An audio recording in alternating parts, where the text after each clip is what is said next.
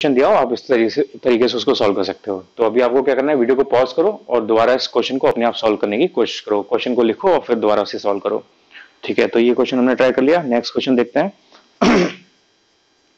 Next question अपने को दिया हुआ है, मैं इसको रफ करता हूं, आप अपने आप ट्राई करना जरूर इस क्वेश्चन को। नेक्स्ट क्वेश्चन हमें दिया हुआ है, क्वेश्चन है A vector equals to 3 1 2 3 i cap plus j cap plus 2 k cap, और बी वेक्टर अपने को दिया हुआ है 2 -2 4 2 आई कैप माइनस 2 जे कैप और 4 के कैप। ठीक है, हमें निकालना क्या है यहां से, magnitude of A vector cross B vector, ये हमें फाइंड आउट करना है। ठीक, तो यहाँ पे हमें क्या निकालना है, क्रॉस प्रोडक्ट। तो पहले हम निकालेंगे क्रॉस प्रोडक्ट। क्रॉस प्रोडक्ट निकालना मैंने आपको बताया था, तो वो आपको आता है, पीछे वाला डेरिवेशन फॉर्मूला में क्वेश्चन जो किया था वो देखो, कैसे हमने मैट्रिक्स से सॉल्व किया था क्रॉस प्रोडक्ट, उसके हिसाब से अपने आप सॉल्व करो उसे, वहां से आपके पास एक आंसर आ जाएगा। फिर उसको आपको मैग्नीट्यूड निकालना है। मैग्नीट्यूड निकालने का फॉर्मूला √x² + y² + z²। तो सपोज आपके पास 2 आई कैप माइनस 3 जे कैप प्लस 4 के कैप आ रहा है, तो यहाँ पे हो जाएगा √2² + -3² + 4²। ठीक है, उस तरीके से आपको लगा देना, वो हमारा फाइनल आंसर हो जाएगा। तो ये आपका होमवर्क है, ये अपने आपको खुद करना है। जो जब नोट्स बना रहे हो आप इस वीडियो के, तभी आपको सॉल्व करना है, ये यहीं पे आपको आंसर इसका मिल जाएगा। ठीक है, जब इसका आंसर आ जाए तो हम मुझसे व्हाट्सएप पे कंफर्म कर सकते हो कि इसका आंसर एक्चुअली में क्या है। ओके, अब इसके बाद नेक्स्ट टॉपिक ट्राई करते हैं। नेक्स्ट क्वेश्चन हमें दिया हुआ है, नेक्स्ट क्वेश्चन देखते हैं।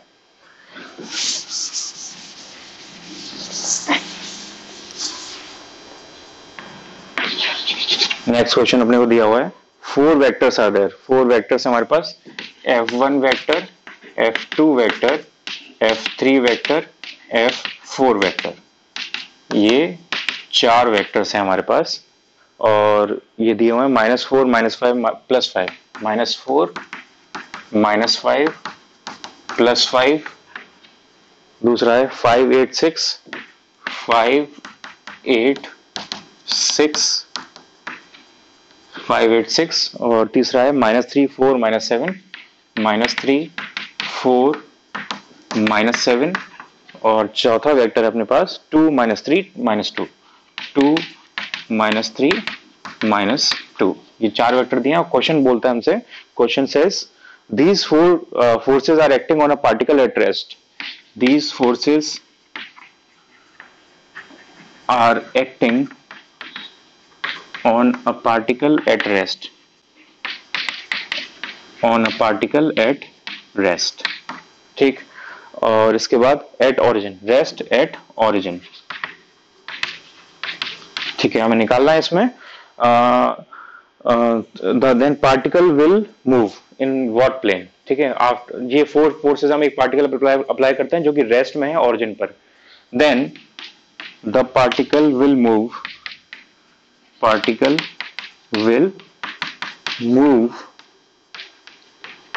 और इसके बाद हमें ऑप्शंस दिए हुए हैं किस प्लेन में वो मूव करेगा, X Y Y Z X Z.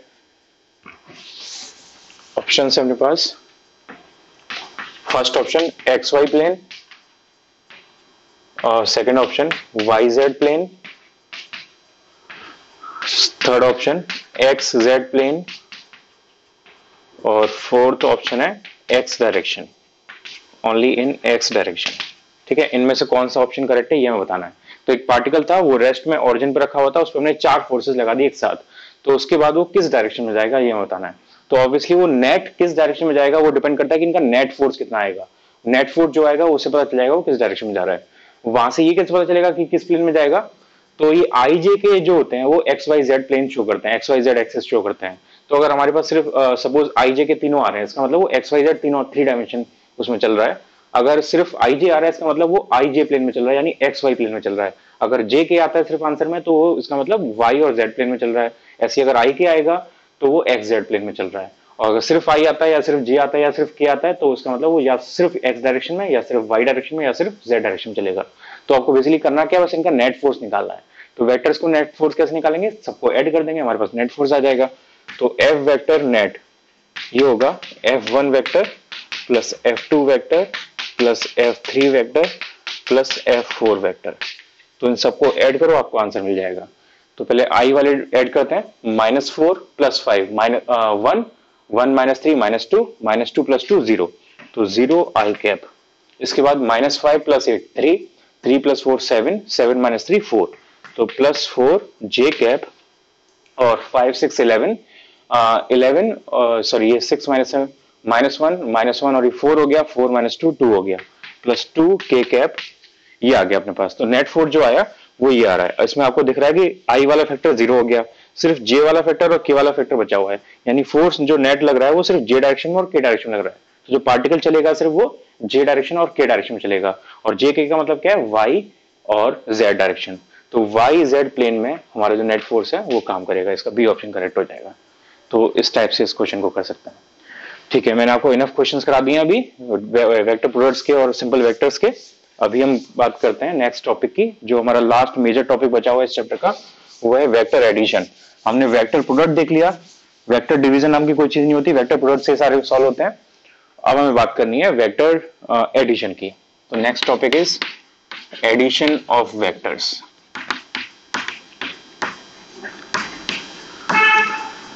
Addition of vectors, ये वेरी इंपॉर्टेंट है, सबसे इंपॉर्टेंट टॉपिक्स में से एक है ये, और प्रोडक्ट्स, वेक्टर प्रोडक्ट्स, ये सबसे इंपॉर्टेंट टॉपिक है इस चैप्टर के, तो इसको आपको अच्छे से देखना है।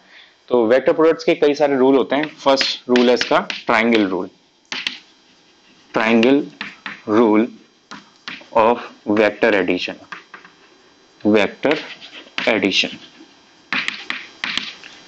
ठीक है, इसमें हम करते क्या है, पहले मैं आपको इसका डायग्राम समझाऊंगा, फिर उसका प्रोसेस समझाऊंगा।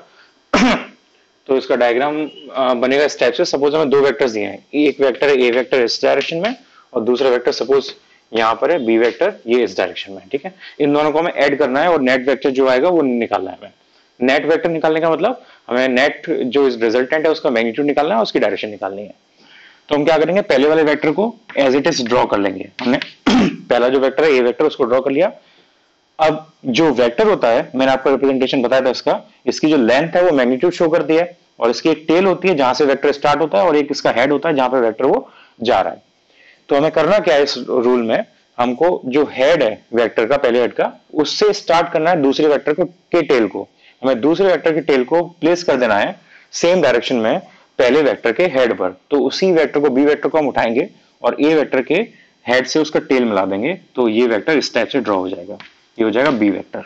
ठीक है, अब इसके बाद क्या करेंगे, ए वेक्टर जो हमें दिया हुआ है, जो पहला वेक्टर था हमारे पास, उसका जो टेल है और जो फाइनल दूसरा वेक्टर है उसका जो हेड है, उस दोनों को हम कनेक्ट कर देंगे। तो तीसरा वेक्टर यहाँ पे हम अपनी तरफ से बना देंगे हेड टू टेल कनेक्ट करके। तो ये तीसरा वेक्टर जो बनेगा ये हमारा रिजल्टेंट वेक्टर होगा। तो इसको हम ट्राइंगल लॉ या इसका ग्राफिकल रिप्रेजेंटेशन इसको बोलते हैं। ये वेक्टर एडिशन का ग्राफिकल रिप्रेजेंटेशन है, मैं यहां लिख देता हूं, graphical representation of vector addition, vector addition. ठीक है, ये है, और यहाँ पे ट्राइंगल बन रहा है, इस ट्राइंगल को यूज करके हम यहाँ पे इस वेक्टर को सॉल्व कर सकते हैं। ठीक है, तो अब इसका डेरिवेशन कैसा है, अब देखो दो आएंगे यहाँ पे, मेनली दो रूल होते हैं, एक ट्राइंगल रूल होता है, एक पैरेललोग्राम रूल होता है। तो उन दोनों का बस डायग्राम, एक को हम ट्राइंगल बोलते थे, एक को पैरेललोग्राम बोलते थे, लेकिन डेरिवेशन दोनों का जो है बिल्कुल सेम है। तो आपको मैं एक ही डेरिवेशन बताऊंगा, उसी को आपको दोनों जगह पे करना है, तो डेरिवेशन बिल्कुल सेम आएगा, उसमें कोई चेंज नहीं आएगा। तो यहाँ पे बस हमें ये दिखाना है कैसे करना है इसको, आप वर्ड्स में लिखोगे, जब आप नोट करोगे तो जो मैंने बोला है उसको वर्ड्स में लिखना है, कि पहले हमने पहला वेक्टर लिया, उसके हेड से हमने दूसरे वेक्टर के टेल को कनेक्ट किया, और फिर जो हमारे पास रिजल्टेंट आएगा वो पहले वेक्टर के टेल से दूसरे वेक्टर के हेड तक कनेक्ट करके एक वेक्टर बन जाएगा। और जो रिजल्टेंट का हेड आएगा वो हमेशा दूसरे वेक्टर के हेड से कनेक्ट होना चाहिए। तो ये इसका पूरा रिप्रेजेंटेशन है। ठीक है, और यहाँ पर जब इसे सॉल्व करते हैं तो थोड़ा एक्सटेंड कर देते हैं वेक्टर्स को, और ये ऐसे बन जाता है। तो हमें वेक्टर का एंगल भी चाहिए होगा, वेक्टर का एंगल हम यहाँ से निकाल सकते हैं, जो भी एंगल आएगा हमारे पास उसको हम देख लेंगे यहाँ से। तो ये सपोज एंगल थीटा, ये थीटा भी हमें निकालना पड़ेगा। तो ये सारा जो कैसे निकालना है वो मैं पैरेललोग्राम लॉ में बताऊंगा, अभी सिर्फ इसमें ट्राइंगल रूल में इतना ही है। अभी सेकंड देखते हैं, इसमें सेकंड रूल क्या है अपने पास। अभी इसमें आप नोटिस करोगे ये रूल जो हमने लगाया सिर्फ वो दो वेक्टर्स के लिए एप्लीकेबल है। अगर हमारे पास दो वेक्टर से ज्यादा हो तो हम क्या करेंगे वो मैं बताता हूं। अगर हमारे पास दो वेक्टर से ज्यादा है तो हम दूसरा रूल यूज करते हैं, उसको हम बोलते हैं polygon method, polygon method of vector addition, polygon method of vector addition. अब ये रूल जो भी मैंने ट्रायंगल रूल कराया बिल्कुल सेम वही है, बिल्कुल सेम वही है, बस फर्क इतना है कि वहां पे 2 वेक्टर्स थे, यहाँ पे मल्टीपल वेक्टर्स हो सकते हैं, 2 से ज्यादा वेक्टर्स हो सकते हैं। तो ये 2 से ज्यादा वेक्टर्स के लिए अप्लाइड होता है, एप्लीकेबल फॉर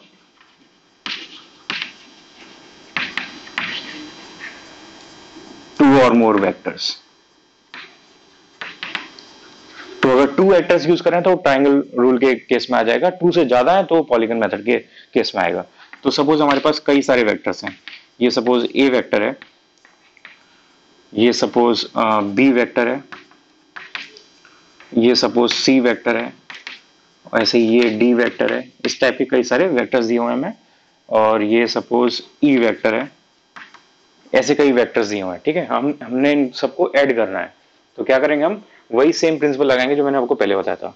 सबसे पहले पहला वाला वेक्टर ड्रॉ करेंगे, हमने पहला वाला वेक्टर ड्रॉ किया, अब दूसरे वाले वेक्टर का टेल पहले वाले वेक्टर के हेड से कनेक्ट कर देंगे और सेम डायरेक्शन में उसको ड्रॉ कर देंगे, तो ये दूसरा वाला वेक्टर आ जाएगा। उसके बाद तीसरा वेक्टर सेम वही चीज, हेड से टेल, तो हेड से टेल इसको कनेक्ट किया, ये सी वेक्टर आ गया। फिर उसके बाद चौथा वेक्टर सेम वही प्रिंसिपल, तो ये ऊपर की तरफ ये डी वेक्टर आ गया, और उसके बाद लास्ट ये ई वेक्टर, सेम वही प्रिंसिपल ई वेक्टर, इसको हमने यहाँ पर ड्रॉ कर दिया। तो इस टाइप का आप ऐड करोगे वेक्टर्स को तो इस टाइप का कुछ डायग्राम बन जाएगा आपके पास। उसके बाद आपको फाइनल क्या करना है, जो इसका साइकिल कनेक्ट करने के लिए जो स्पेस बचा है वहां पर एक वेक्टर ड्रॉ कर देंगे ताकि एक कंप्लीट क्लोज साइकिल बन जाए। और वो कैसे करेंगे हम ड्रॉ, टेल को कनेक्ट करेंगे फर्स्ट वेक्टर की टेल से और हेड को कनेक्ट करेंगे लास्ट वेक्टर के हेड से।